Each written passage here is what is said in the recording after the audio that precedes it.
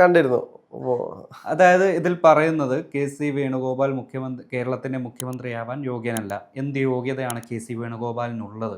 അതായത് കെ.സി. വേണുഗോപാലിന് ഒരു നൂലിൽ കെട്ടിയിറക്കിയ ഒരു കോൺഗ്രസ് പ്രവർത്തകൻ അല്ലെങ്കിൽ ഒരു MP എന്നുള്ള നിലയിലാണ് ഇപ്പോൾ മീഡിയ വൺ ചാനലില് പറയുന്നത്. അതാണോ യാഥാർത്ഥ്യം? അപ്പോൾ എല്ലാവരും അടുപ്പ് കൂട്ടിയിരുന്ന് ചർച്ച ചെയ്യുന്ന ഒരു കാലഘട്ടമാണ്. നമ്മൾ പോലും ഇരുന്ന് ചർച്ച ചെയ്യുകയാണ്. അപ്പം സ്വാഭാവികമായിട്ടും കെ.സി. വേണുഗോപാൽ യോഗ്യനാണോ അല്ലയോ, UDFന്റെ ഒരു മുഖ്യമന്ത്രിയാകാൻ യോഗ്യനാണോ അല്ലയോ എന്ന് തീരുമാനിക്കുന്നത് മീഡിയ വൺ ചാനലല്ല. നമ്മൾ ആദ്യം മനസ്സിലാക്കേണ്ട ഒരു കാര്യമാണ്, ആര് മുഖ്യമന്ത്രി ആകണ്ട എന്ന് തീരുമാനിക്കുന്നത് AICC ആണ്. ഇവിടുത്തെ കേരളത്തിലെ മാധ്യമങ്ങളെല്ലാം എല്ലാ നേതാക്കന്മാരുടെയും അടുത്ത് പോയി ചോദിച്ചല്ലോ, വലിയ രീതിയിൽ വിഷയമുണ്ടാക്കാൻ വേണ്ടിയിട്ട്, അല്ലെങ്കിൽ കേരളത്തിലൊരു മുഖ്യമന്ത്രി കസാരയ്ക്ക് വേണ്ടിയിട്ട് അടി ഉണ്ടാക്കുന്ന ഒരു പ്രതീതി ഉണ്ടാക്കാൻ വേണ്ടി എല്ലാ നേതാക്കന്മാരുടെയും അടുത്ത് പോയി ചോദിക്കുന്നുണ്ടല്ലോ, ആരാണ് അടുത്ത മുഖ്യമന്ത്രി, നിങ്ങളാണോ അടുത്ത മുഖ്യമന്ത്രി, എല്ലാവരും ഇട്ടുകൊടുക്കുകയാണ്. മാധ്യമങ്ങൾ എല്ലാം ഇട്ടുകൊടുക്കും. ചിലര് പറയുന്നത് രമേശ് ചെന്നിത്തലയാണ്, ചിലര് പറയുന്നു VD സതീശനാണ്, ചിലര് പറയുന്നു കെ.സി. വേണുഗോപാലിന്റെ ഒരു വൈൽഡ് കാർഡ് എൻട്രി വരെ ഉണ്ടാവും എന്ന് പറയുന്നു. സ്വാഭാവികമായിട്ടും എല്ലാ അണികൾക്കും അവരുടെ നേതാക്കന്മാർ മുഖ്യമന്ത്രിയായി വരണമെന്ന് ആഗ്രഹിക്കുന്ന ആളുകളാണ്. പക്ഷെ ഒരു മാധ്യമത്തിലെ ചാനൽ വന്നിരുന്ന് പറയുകയാണ്, കെ.സി. വേണുഗോപാൽ എന്ത് അർഹനാണ് മുഖ്യമന്ത്രി ആകാൻ വേണ്ടിയിട്ട് എന്ന് ചോദിക്കുമ്പോൾ, കെ.സി. വേണുഗോപാൽ UDFകാരനാണ്, കോൺഗ്രസ്സുകാരനാണ്, അതിനും വലിയ അധികാരമൊന്നും വേറെ വേണ്ട. അത് കോൺഗ്രസ് പാർട്ടിയെ പറ്റി അറിയാത്തത് കൊണ്ടാണ് എന്ന് വേണമെങ്കിൽ നമുക്ക് പറയാം. ഇപ്പോൾ കരുണാകരൻ്റെ കാലം തൊട്ടേ AICC ആണ് തീരുമാനിക്കുന്നത്. ഇനി എന്തൊക്കെ പറഞ്ഞു കഴിഞ്ഞാലും AICC തീരുമാനിക്കും ആരാണ് മുഖ്യമന്ത്രി ആകേണ്ടത് എന്നുള്ളത്. ഇനിയിപ്പോൾ കെ.സി. വേണുഗോപാൽ മുഖ്യമന്ത്രി ആയാൽ എന്താണ് പ്രശ്നം? UDFകാരല്ലേ, UDFന്റെ ഒരു പ്രതിനിധിയായിട്ടല്ലേ അദ്ദേഹം മുഖ്യമന്ത്രി ആകാൻ പോകുന്നത്. UDFന്റെ ജനങ്ങൾ പിന്തുണ കൊടുത്തുകൊണ്ടല്ലേ. ഇപ്പോൾ കെ.സി. വേണുഗോപാലിനെ സംബന്ധിച്ച് അദ്ദേഹത്തിൻ്റെ ഒരു സംഘടനാ പാഠവും എടുത്തു നോക്കിക്കഴിഞ്ഞാൽ 2021 ഈ തെരഞ്ഞെടുപ്പിൽ അതായത് രണ്ടാമത്തെ പിണറായി സർക്കാരിൻ്റെ കാലഘട്ടത്തിൽ വരുന്നതിന് മുമ്പിട്ട് ആ തോൽവി ഉണ്ടാകുമ്പോൾ പോലും പാർട്ടിക്കുള്ളിൽ വലിയൊരു അഴിച്ചുപണി നടത്തിയ ഒരാളാണ് കെ.സി. വേണുഗോപാൽ എന്ന് പറയുന്ന നേതാവ്. അതായത് സംഘടനാപരമായിട്ട് നമ്മൾ നോക്കിക്കഴിഞ്ഞാൽ സംഘടനയുടെ തലപ്പത്തുള്ള ആളുകളെ ഗ്രൂപ്പിൻ്റെ അടിസ്ഥാനത്തിലായിരുന്നു നിയമിച്ചുകൊണ്ടിരുന്നത്. ആ ഗ്രൂപ്പ് സമവാക്യങ്ങളെല്ലാം നിർത്തലാക്കി മറ്റൊരാളെ കൊണ്ടുവന്ന് പ്രതിഷ്ഠിക്കുന്ന ഒരു സാഹചര്യം ഉണ്ടായി. ഇപ്പോൾ നമുക്കറിയാം, ഒന്ന് രമേശ് ചെന്നിത്തല അല്ലെങ്കിൽ ഉമ്മൻചാണ്ടി, ഈ രണ്ട് പേരുകൾ, ഒന്ന് A ഗ്രൂപ്പും ഒന്ന് I ഗ്രൂപ്പും, ഈ രണ്ട് ഗ്രൂപ്പുകൾ മാത്രം കൈകാര്യം ചെയ്തുകൊണ്ടിരുന്ന മറ്റുള്ള കാര്യങ്ങളെല്ലാം ഗ്രൂപ്പിനൊക്കെ അപ്പുറത്തേക്ക് ചില സമവാക്യങ്ങൾ ഉണ്ടാക്കി ഗ്രൂപ്പിനെ തന്നെ ഇല്ലാതാക്കുന്നൊരു സാഹചര്യം കേരള രാഷ്ട്രീയത്തിൽ നമ്മൾ കണ്ടതാണ്. അതിന് കൃത്യമായിട്ട് പണിയെടുത്തിട്ടുള്ള ഒരാളാണ് കെ.സി. വേണുഗോപാൽ എന്ന് പറയുന്നത്. അദ്ദേഹത്തിൻ്റെ രാഷ്ട്രീയ പാരമ്പര്യം അന്വേഷിച്ച് പോവുകയാണെങ്കിൽ മീഡിയ വൺ തന്നെ ഒന്ന് എടുത്തു വെച്ച് നോക്കിയാൽ മതിയായിരുന്നു അദ്ദേഹത്തിൻ്റെ രാഷ്ട്രീയ പാരമ്പര്യം എന്താണെന്ന്. അദ്ദേഹം KSUവിൻ്റെ ആണെങ്കിലും യൂത്ത് കോൺഗ്രസിൻ്റെ ആണെങ്കിലും ദേശീയ അധ്യക്ഷനായിരുന്നു. ഇതിൽ പറയുന്നത് കാര്യമായിട്ടുള്ള രാഷ്ട്രീയ പ്രവർത്തനമൊന്നും നടത്തിയിട്ടില്ല. അതായത് വാഴ സിനിമയിലെ ടീം, അതായത് ആ ഒരു അണിയറ പ്രവർത്തകരെ നായകരെ ഫോണിൽ പിടിച്ച് വീഡിയോ കോൾ ചെയ്യുന്നു, അതെല്ലാമാണ് ഇവർ പറയുന്നത്. കാരണം എന്താണെന്ന് വെച്ചാൽ ഇവർ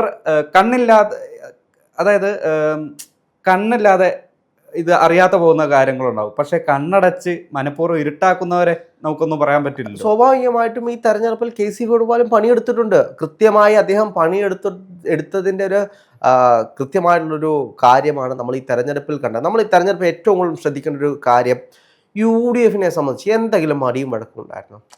ആകെ മാധ്യമങ്ങൾ സൃഷ്ടിച്ച കുറച്ച് കാര്യങ്ങളല്ലാതെ UDFനുള്ളിൽ ഒരു അടിയോ വഴക്കോ നമ്മൾ കണ്ടിട്ടില്ല. പ്രവർത്തകരെ വഷളാക്കാൻ വേണ്ടിയിട്ട്, പ്രവർത്തകരുടെ മനോവീര്യം തകർക്കുന്ന രീതിയിൽ ഇവിടുത്തെ മാധ്യമങ്ങളാണ് പ്രവർത്തിച്ചത്.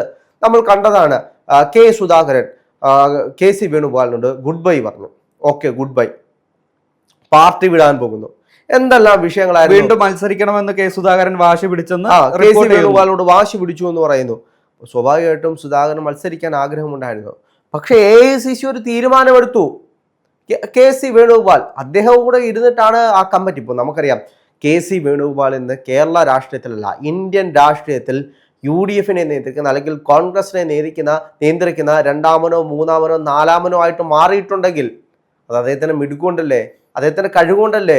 അങ്ങനെ ഒരാൾക്ക് എത്ര എളുപ്പമാണ് കേരളത്തിന്റെ മുഖ്യമന്ത്രി ആവുക എന്ന് പറയുന്നത്. 1-2 ദിവസം കൊണ്ട് ഒരു പാർട്ടിയിൽ പ്രവർത്തിച്ചതിന്റെ പരിചയമല്ല. 7 വർഷം ഈ പാർട്ടിക്ക് വേണ്ടി പണിയെടുത്ത് ഈ പാർട്ടിയെ അപ്ലിഫ്റ്റ് കൊണ്ടുവന്ന ഒരു നേതാവ്, നമുക്കറിയാം കേരള രാഷ്ട്രീയത്തിലെ ഇന്ത്യൻ രാഷ്ട്രീയത്തിലെ ഏറ്റവും കൂടുതൽ ശ്രദ്ധേയമായിരുന്ന ഒരു യാത്രയായിരുന്നു രാഹുൽ ഗാന്ധിയുടെ ഭാരത് ജോഡോ യാത്ര.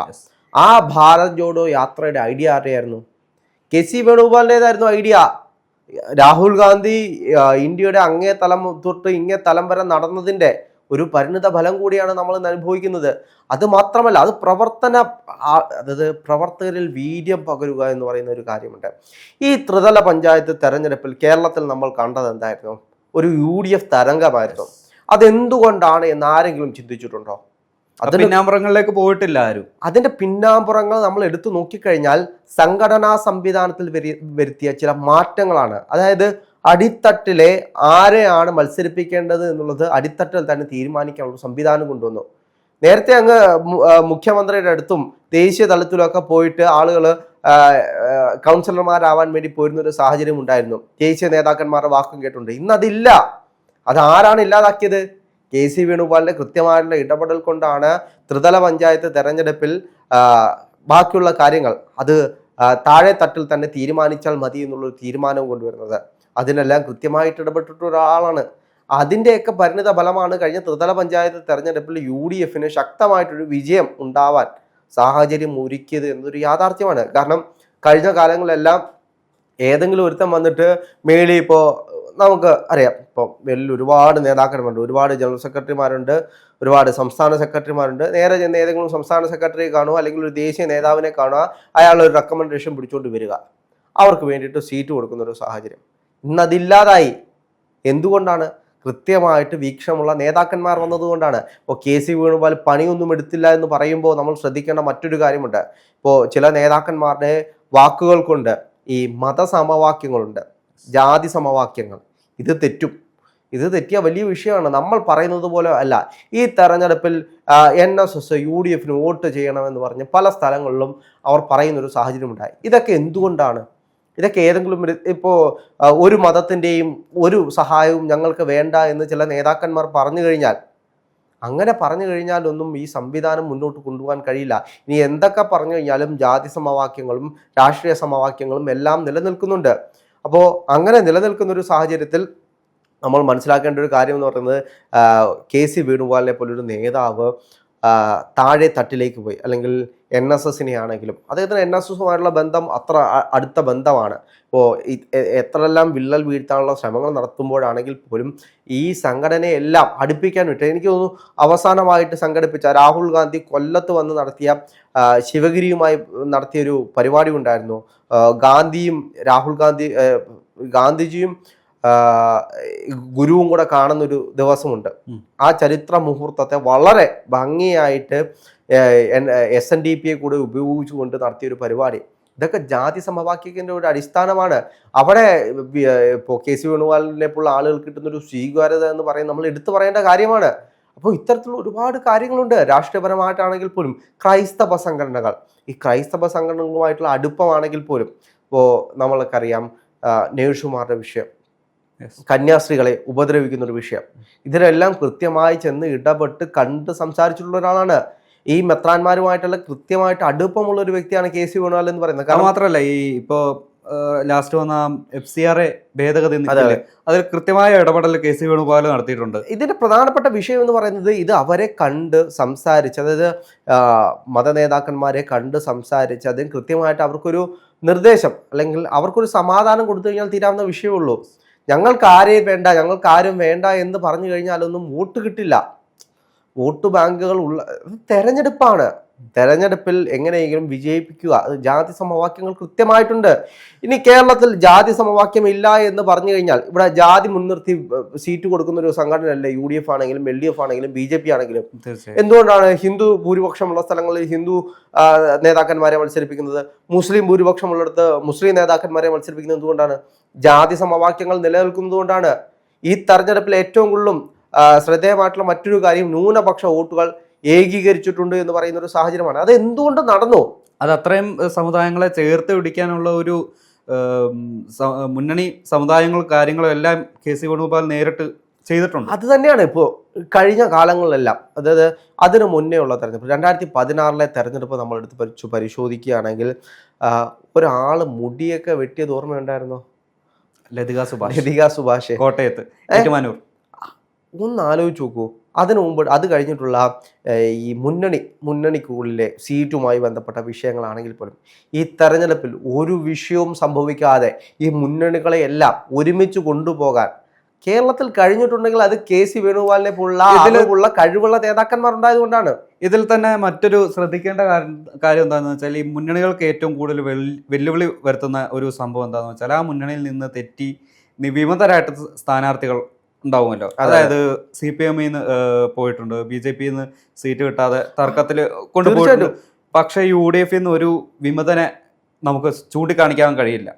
അത് ആലപ്പുഴയിൽ ഒരാളെ നേരിട്ട് പോയി KC വേണുഗോപാൽ പുനലൂരാണെങ്കിൽ പോലും പുനലൂർ നമ്മൾ കണ്ടാണ് സഞ്ജയ് ഖാന്റെ അടുത്ത് പോയിട്ട് നിന്നോട് ഞാൻ എന്താടാ പറയേണ്ടത്, നിന്റെ ഭാഗത്താണ് ശരി, പക്ഷേ നീ ഇപ്രാവശ്യം ഒന്ന് ക്ഷമിക്കണം, നിന്നെ പാർട്ടി അധികാരത്തിൽ വരികയാണെങ്കിൽ നിന്റെ കാര്യത്തിൽ കൃത്യമായിട്ടുള്ള നിലപാടെടുക്കുമെന്ന് പറയുന്ന രീതിയിൽ അവിടെ പോയൊരു നേതാവിനെ കണ്ട് അല്ലെങ്കിൽ വിമതനായിട്ട് നിൽക്കാൻ പോകുന്ന ഒരാളെ കണ്ട് കൃത്യമായിട്ട് സെറ്റിൽമെന്റ് ചെയ്യുമ്പോൾ ആ നേതാവിന്റെ കഴിവെന്ന് ആലോചിച്ച് നോക്കുക.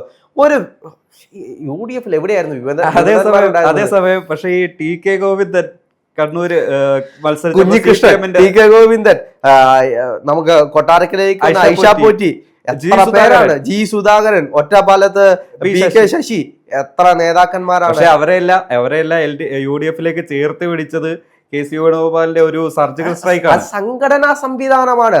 ആ സംഘടനാ സംവിധാനത്തെ കൃത്യമായിട്ട് നിയന്ത്രിച്ചു കൊണ്ടുപോകാൻ KC വേണുഗോപാൽ എന്ന് പറയുന്ന നേതാവിന് അറിയാവുന്നതുകൊണ്ടാണ്. നമ്മൾ ഇത്രയും പറഞ്ഞത് എന്തുകൊണ്ടാണ്? ഇപ്പോൾ മീഡിയ വൺ ചോദിച്ച പോലെ ആരാണ് KC വേണുഗോപാൽ എന്ന് ചോദിച്ചു കഴിഞ്ഞാൽ കേരള രാഷ്ട്രീയത്തെ നിയന്ത്രിക്കാൻ കഴിയുന്ന, വേണമെങ്കിൽ മുഖ്യമന്ത്രിയാകാനും കഴിവുള്ളൊരു നേതാവ് തന്നെയാണ്. ഇന്ന് ദേശീയ രാഷ്ട്രീയത്തിൽ കോൺഗ്രസിൽ മൂന്നാമത്തെയോ നാലാമത്തെയോ നേതാവായിട്ട് മാറിയിട്ടുണ്ടെങ്കിൽ അത് ഒരു ദിവസം കൊണ്ടോ ഇന്നലെ പെയ്ത മഴയിലോ ഒന്നും ഉണ്ടായതല്ല. ഇത് വർഷങ്ങളായിട്ട് അദ്ദേഹം പണിയെടുത്ത് കഷ്ടപ്പെട്ട്, നമുക്കറിയാം കോൺഗ്രസിനെ സംബന്ധിച്ച് എത്ര പേരാണ് വെട്ടാനുള്ളത്. ആ വെട്ടും തൊഴിയും എല്ലാം സഹിച്ച് കൃത്യമായിട്ട് സംഘടനാ സംവിധാനം പഠിച്ചിട്ട് തന്നെയാണ് ഇപ്പോൾ രാഹുൽ ഗാന്ധിക്ക് കീഴിൽ AICC ജനറൽ സെക്രട്ടറി ആയിട്ട്, സംഘടനാ ചുമതലയുള്ള AICC ജനറൽ സെക്രട്ടറി ആയിട്ട് KC വേണുഗോപാൽ ഇരിക്കുന്നുണ്ടെങ്കിൽ അത് അയാളുടെ കഴിവാണ്. അത് മാത്രമല്ല, ഇവിടെ പറയേണ്ട കാര്യം എന്താന്ന് വെച്ചാൽ ഇവിടെ UDF മത്സരിച്ച് ടീം UDF എന്നുള്ള ഒരു ലേബലിലാണ്. ടീം UDF ടീം എന്നതല്ലേ അവിടെ VD സതീശൻ, രമേശ് ചെന്നിത്തല, KC വേണുഗോപാൽ, അവിടെ ഒരാളെ അങ്ങനെ മാറ്റി നിർത്താൻ കഴിയില്ല. എല്ലാവരും ഒറ്റക്കെട്ടായി ഒരുപോലെയാണ് മത്സരിച്ചത്, അല്ലെങ്കിൽ ഒരുപോലെയാണ് പാർട്ടിയിൽ മത്സരിച്ചത് അല്ലെങ്കിൽ പ്രവർത്തിച്ചത്. നമുക്കറിയാം മുതിർന്ന നേതാക്കന്മാർ എത്ര പേരുണ്ടായിരുന്നു ഈ തെരഞ്ഞെടുപ്പിൽ? ആരും തന്നെ ഇല്ലായിരുന്നു. അതായത് കൃത്യമായിട്ട് നിയന്ത്രിച്ചു കൊണ്ടുപോകാൻ കഴിയുന്ന സംഘടനാ ശേഷിയുള്ള നേതാക്കന്മാർ വളരെ കുറവായിരുന്നു. അവിടെയാണ് KC വേണുഗോപാലിനെ പോലുള്ള നേതാക്കന്മാർ വന്ന് കൃത്യമായിട്ട് അത് ഫില്ല് ചെയ്ത് പ്രശ്നങ്ങളോ പരിഭവങ്ങളോ ഇല്ലാതെ കൊണ്ടുപോകാൻ വേണ്ടി തുടങ്ങിയത്. ഈ തെരഞ്ഞെടുപ്പിന്റെ അവസാനം വരെ ഒരു കല്ലുകടിയും ഇല്ലായിരുന്നല്ലോ. പണ്ടത്തെ വെച്ച് അപേക്ഷിച്ച് നോക്കിക്കഴിഞ്ഞാൽ UDF ബെറ്റർ എന്ന് വെച്ച് കഴിഞ്ഞാൽ ബെറ്റർ. അതെ, ഒരു വിഷയമില്ലായിരുന്നു. എനിക്ക് ആ സീറ്റ് വേണം അല്ലെങ്കിൽ എനിക്ക് ഈ സീറ്റ് വേണം എന്നുള്ള യാതൊരു വിധ ഒരു തർക്കവും ഉണ്ടായില്ല. ആ തർക്കിച്ചവരെ പോയി കണ്ട് സംസാരിച്ച് നിനക്കതിന് വേണ്ടുന്ന കാര്യങ്ങൾ ചെയ്തു തന്നിരിക്കുമെന്ന് പറഞ്ഞ് സെറ്റിൽമെന്റ് ചെയ്തൊരു നേതാവാണ്. ആ നേതാവിനെയാണ് പറയുന്നത് ആരാടെ ഇവൻ എന്ന് ചോദിക്കുന്നത്. അപ്പോൾ KC വേണുഗോപാലിനെ പറ്റി ആദ്യമേ നമ്മൾ മനസ്സിലാക്കുക, അല്ലെങ്കിൽ പഠിക്കാൻ തയ്യാറാകുക.